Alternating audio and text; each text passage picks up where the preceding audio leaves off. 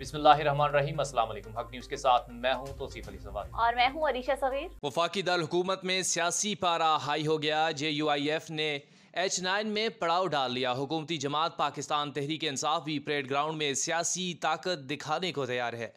ज़राए के मुताबिक सियासी सरगर्मियों की वजह से शहर इक़्तिदार में सिक्योरिटी को भी हाई अलर्ट कर दिया गया है।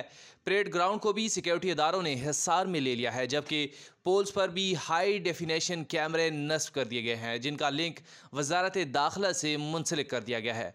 कैमरा का व्यू सेफ सिटी से भी जोड़ा गया है, जिसके मुसलसल मॉनिटरिंग की जाएगी। वजारत दाखिला में कंट्रोल रूम भी कायम होगा, जबकि गुज़श्ता रोज़ वज़ीर दाखिला ने कंट्रोल रूम का मुआयना किया और IG इस्लामाबाद ने ब्रीफिंग दी। पाकिस्तान तहरीक इंसाफ की इस्लामाबाद में अपने जलसे और पावर शो की तैयारियां मुकम्मल हो गई हैं। 30 फुट चौड़ा और 84 फुट लंबा मरकजी स्टेज तैयार कर लिया गया है। साउंड सिस्टम स्क्रीन की तनसीब का काम भी मुकम्मल कर लिया गया है।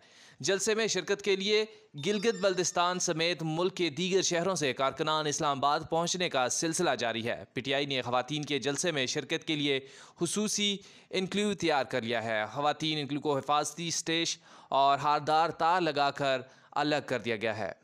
लाइटिंग और बिजली के इंतजाम के लिए जनरेटर भी नस्ब कर दी गई हैं। तहरीक इंसाफ के रहनुमाओं ने मुख्तलिफ औकात में जलसागाह का दौरा करके इंतजामात का जायज़ा लिया। जलसागाह में तहरीक इंसाफ के कारकुनान की आमद का सिलसिला भी जारी है। गिलगित बल्तिस्तान समेत कई शहरों से काफिले जलसागाह पहुँचना शुरू हो गए हैं। जलसागाह में वज़ीर आज़म इमरान खान और पार्टी की आला क़यादत की एंट्री मरी रोड से होगी।